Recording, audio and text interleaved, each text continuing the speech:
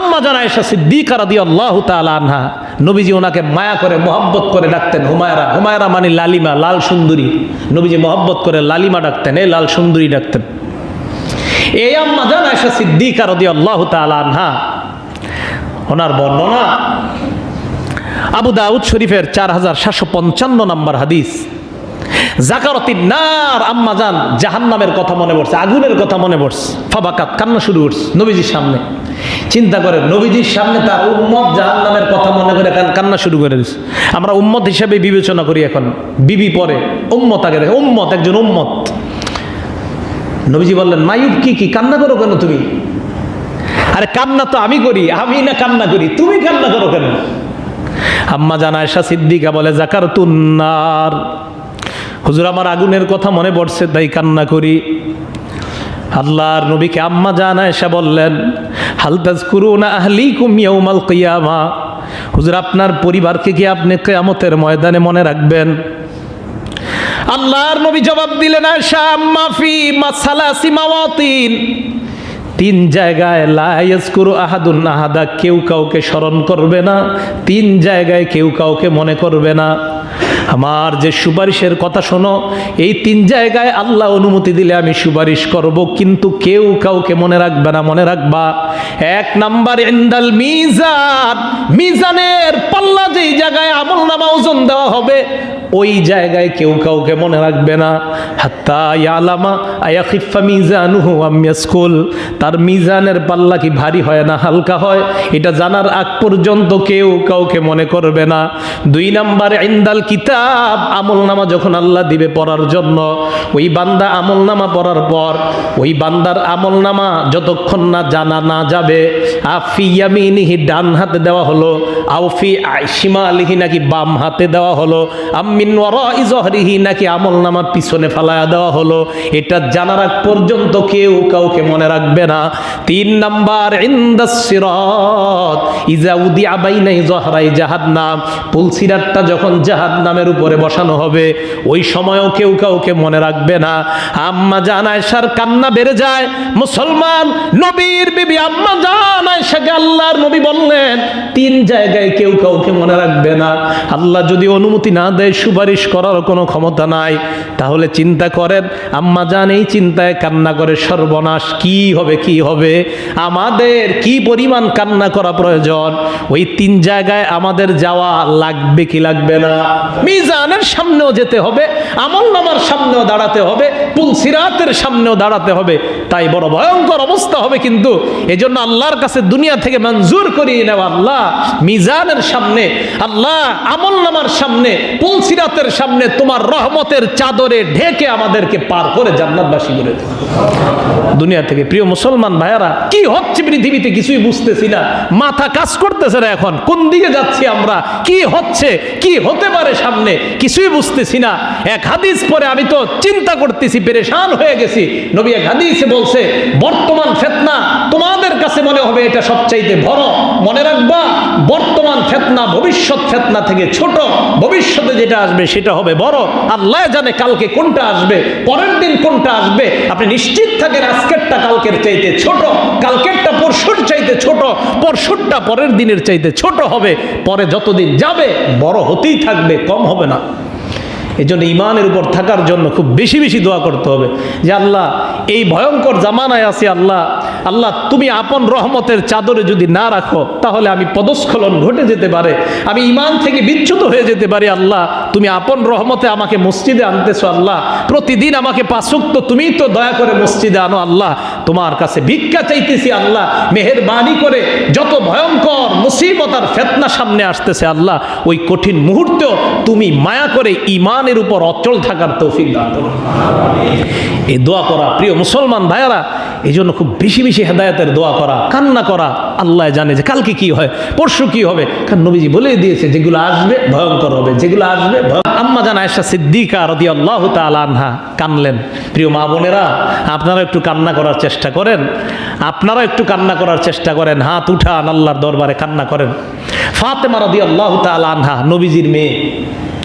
আম্মা জান আয়েশা সিদ্দিকারই বর্ণনা, এটাও আম্মা জান আয়েশা সিদ্দিকার বর্ণনা। বুখারী শরীফের 6285 নম্বর হাদিস। রাসূল করিম সাল্লাল্লাহু আলাইহি সাল্লামের বিবি যারা, সমস্ত বিবিরা নবীর সামনে বসা। নবীজি অসুস্থ হয়ে গেছে, এই অসুস্থতায় নবীজি মারা যাবে। কেন জানি নবীজি সবাইরে ডাক দিস, সব বসা চুপচাপ নবীজি। আম্মা জান আয়েশা বলেন, কুন্না ইনদা নবী সাল্লাল্লাহু আলাইহি ওয়াসাল্লাম, আমরা সব বিবিগুলা নবীর সামনে ছিলাম। লাম তুগাদার মিন্না ওয়াহিদা, একজন অনুপস্থিত ছিল না, সবাই ছিল। ফাকবালাত ফাতিমা তামশি, নবীজির মেয়ে ফাতেমা হেঁটে হেঁটে আসছে। আম্মা জান আয়েশা সিদ্দিকা বলেন, আল্লাহি মা তাখফা মিশিয়াতুহা মিন মিশিয়াতি রাসূলিল্লাহ, কয় ফাতেমার হাঁটা আল্লাহর কসম একদম নবীজির হাঁটার মতো ছিল। ফাতেমার হাঁটা, নবী যেভাবে হাঁটতেন ঠিক ফাতেমা নবীর মেয়ে ঠিক ওইভাবেই হাঁটতেন। এজন্য নবীজি এক হাদিসের মধ্যে বলছে, ফাতেমা আমার দেহ, আমার দেহের টুকরা, ফাতেমা আমার দেহের টুকরা। আলীকে তার পরিবার দ্বিতীয় বিবাহ করাতে চাইছিল, তো দ্বিতীয় বিবাহ করা তো না জায়েজ না। তো নবীজির কাছে অনুমতি চাওয়ার পরে নবীজি বললেন, দেখো দ্বিতীয় বিয়া তুমি করতে পারো, এটা আমার কোনো সমস্যা নাই, কিন্তু ফাতেমার জীবদ্দশায় তুমি দ্বিতীয় বিয়ে করলে আমার মেয়ে ফাতেমা কষ্ট যদি পায় তো মনে রাখবো ওই কষ্ট আমিও পাবো। আবার বুঝেন কথাটা, ফাতেমা আমার দেহের টুকরা, আমার মেয়ে যদি আমার মেয়ে কষ্ট পেয়ে যায় তো কষ্টটা কিন্তু আমিও পাবো। আলী চিন্তা করলেন, সর্বনাশ, তো এরকম কাজ তো করা যাবে না, যেই কষ্ট নবীজি পেয়ে যায়, এটা করলে তো দুনিয়া থেকে বরবাদ। তো নবীজি বলে দিলেন বিপরীত দলদেরকে, আপনারা বিয়ে করাতে পারেন, তবে আলীকে দ্বিতীয় বিয়ে করালে আমার মেয়ে ফাতেমা যদি কষ্ট পায়, সেই ফাতেমার বাবা দুনিয়ার অন্য কেউ নাই, আমি বাবা, আমি আর আমার দেহের টুকরা ফাতেমা। ফাতেমা সামান্য আঘাত পেলে সাথে সাথে আমার কলিজায় লাগে। এই ফাতেমা আসার পর নবীজি ডাক দিস ফাতেমাকে, রহাবা, স্বাগত জানাইছে।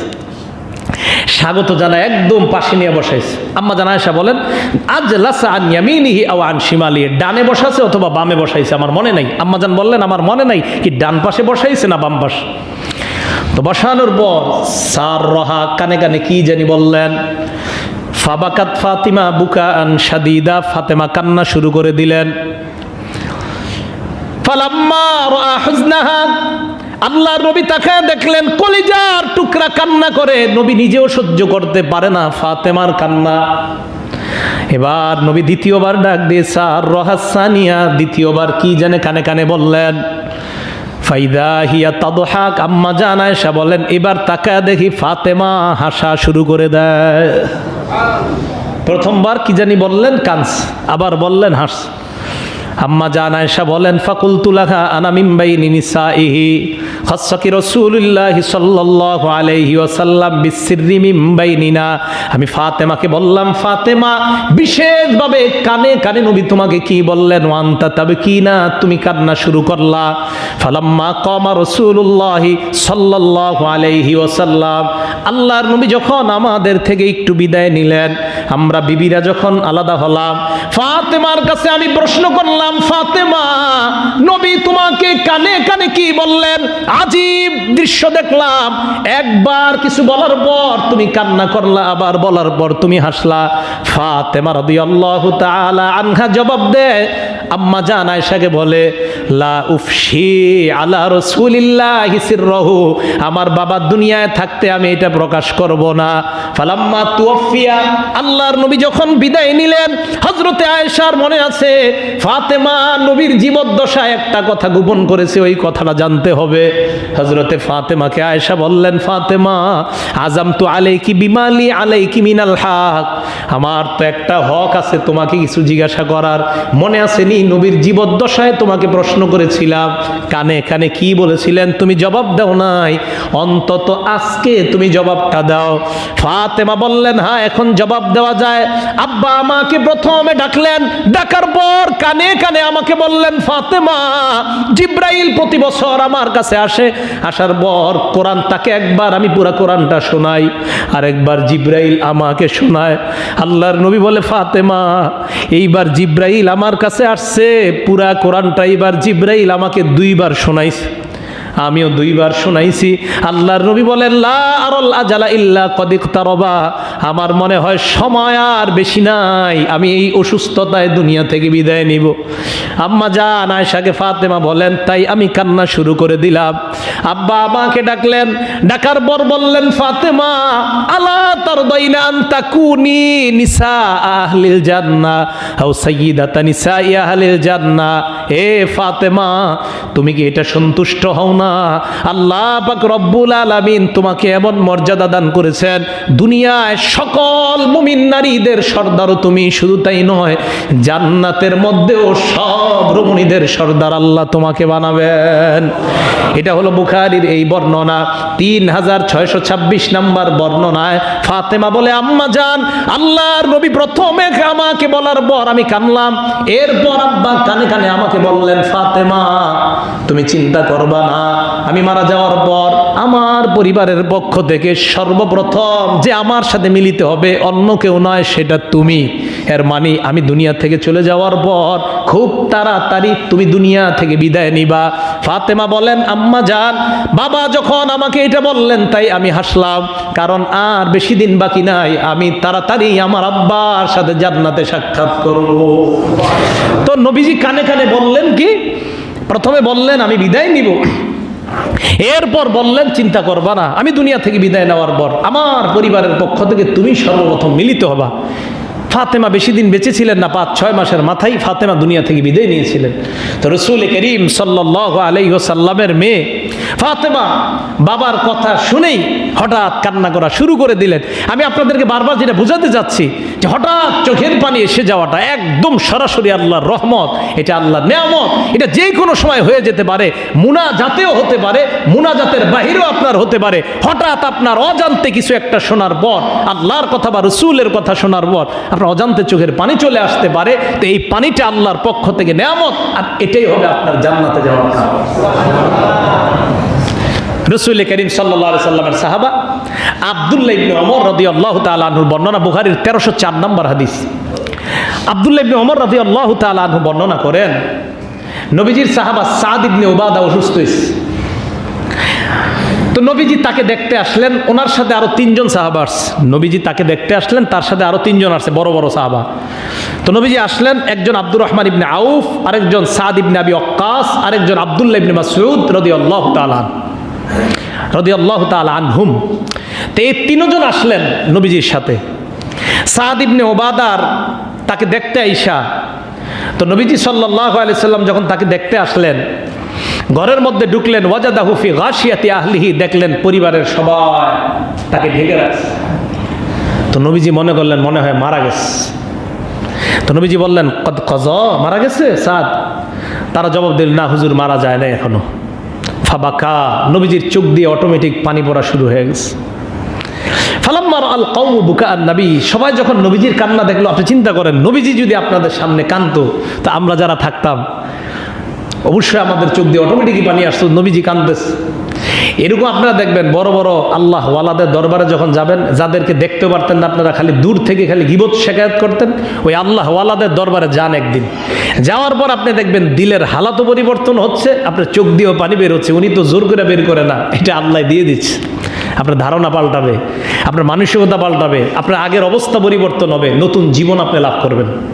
এই জন্য আমি আপনাদের বারবার বলি আল্লাহ ওয়ালা আলেম তাদের কাছে যান। রাসূল করিম সাল্লাল্লাহু আলাইহি সাল্লাম কানলেন, সাহাবায়ে কেরাম কান্না শুরু করে দিচ্ছে, নবীজিও কাঁদতেছে, সাহাবারা কাঁদতেছে, তবে জোরে না, আস্তে আস্তে সবার চোখ দিয়ে অটোমেটিক চোখ দিয়ে পানি পড়তেছে। তো নবীজি বললেন, আলা তাসমাউন, শোনো সবাই, ইন্নাল্লাহা লা ইউআযযিবু বিদামইল আইন, আল্লাহ চোখের অশ্রুর কারণে আযাব দেয় না। চোখের অশ্রু এমনি অটোমেটিক যে অশ্রু বের হয় এটার কারণে আযাব দেয় না। ওয়ালা বিহুজনিল কলবি, অন্তর ব্যথা হওয়ার কারণে কাউকে আযাব দেয় না। ইন্নামা ইউআযযিবুহুল্লাহু বিলিসানিহি, আল্লাহ জবানের কারণে আযাব দেয়। এরপরে নবী বললেন, ইন্নাল মাইয়িতা ইউআযযাবু বিবুকাই আহলিহি আলাই, মৃত ব্যক্তিকে আযাব দেওয়া হয় যদি মরার পর তার পরিবার হাউ হুতাশ করে জোরে কান্নাকাটি করে। মৃত ব্যক্তি ওই ব্যক্তি মারা যাওয়ার পর চোখ দিয়ে অটোমেটিক পানি বের হওয়া এটা কোনো দোষের কিছু না, কিন্তু জোরে জোরে হাউমাউ করে কান্নাকাটি করা, আল্লাহ তুমি তারই দেখলা আর কাউকে দেখলা না, বিলাপ করে কান্নাকাটি করা, এই জাতীয় কান্নার কারণে নবী বলেন মরা ব্যক্তির কবরের মধ্যে আযাব হয়। জোরে বলেন নাউজুবিল্লাহ। প্রিয় মুসলমান ভাইয়েরা, কেউ মারা গেলে আপনার চোখ দিয়ে পানি অটোমেটিক আসাটা অথবা ফুপিয়ে ফুপিয়ে কোথাও বসে বসে কান্না করা এটা কোনো সমস্যা নাই, কিন্তু হায় হুতাশ বিভিন্ন কিছু করে এটা কানবেন না। হযরতে ওমর যারা কেউ মারা যাইতো ওই বাড়িতে ওমর যাইতেন, যাওয়ার পর যদি দেখতেন কেউ জোরে জোরে বিলাপ করে কান্না করে 3 শাস্তির ব্যবস্থা করতেন। 1 নাম্বার ইয়াদরিবু ফিহি বিল আসা, লাঠি দিয়ে পিটাইতেন, থামো, জোরে জোরে কান্না করা যায়, চুপচাপ বসে বসে কোনায় গিয়ে কান্দো। যদি দেখতো না থামে এরপরে ইয়ারমি বিল হিজার, পাথরের কঙ্কর উঠে উঠে মারতো, ভাই থাম। এরপরও যদি না থামতো ইয়াসি বিত্তর, মুখের ভিতরে মাটি ঢুকা মুখ বন্ধ করে রাখতো। বুখারীর হাদিস, হ্যাঁ হাসির ব্যাপার না, বুখারীর হাদিস। এই মাটি ভিতরে ঢুকায় বন্ধ করে রাখতো, জোরে কান্না করা, চোখ দিয়ে পানি বের হতে পারে, এই পানি জান্নাতে যাওয়ার কারণ। অশ্রু কেউ মারা গেলে হ্যাঁ এটা বের হয়ে যাওয়া এটা জান্নাতের কারণ, কিন্তু হাও হুতাশ করে জোরে জোরে বিলাপ করা এটা আবার আযাবের কারণ। তাহলে কান্নারও ধরন আছে। হ্যাঁ আবার আপনারা মুনাজাতে যে জোরে জোরে কান্না করেন এটা কোনো সমস্যা নেই, কানতে পারেন। এটা যেমন নবীজি কানছে ওই যে বদরের যুদ্ধে সাহাবায়ে কেরামদের পাশে রাইখা নবীজি বলছে আল্লাহ এদেরকে ধ্বংস করে দিলে, যেটা আমরা গত সপ্তাহে আলোচনা করেছি। তো এরপরে দুনিয়াতে আর ইবাদত করার কেউ থাকবে না। তো কান্না জোরে করা যায়, এটার ক্ষেত্র আছে, কিন্তু কেউ মারা গেলে হায় হুতাশ করে কান্নাকাটি করা, নবীজি বলেন তখন কেমন যেন বিষয়টা এমন হয় যে আল্লাহর ফায়সালাটা আমরা মেনে নিতে পারিনি। মৃত্যু দিয়েছে কে? তো এই জন্য উল্টা পাল্টা শব্দ বলা, আহারে লোকটা মাত্র এত কম বয়সে মারা গেল, এইগুলা না বলা, এগুলা না বলা। একটা লোক কম বয়সে মারা যাবে না বেশি বয়সে মারা যাবে, ফায়সালাটা এটা আল্লাহর ফায়সালা, কিতাব বা মুআজ্জালা, এটা আল্লাহ নির্ধারিত করে রেখেছেন, এটা আল্লাহর বিষয়। আল্লাহ আমাদেরকে বিষয়গুলো সঠিকভাবে বোঝার তৌফিক দান করেন।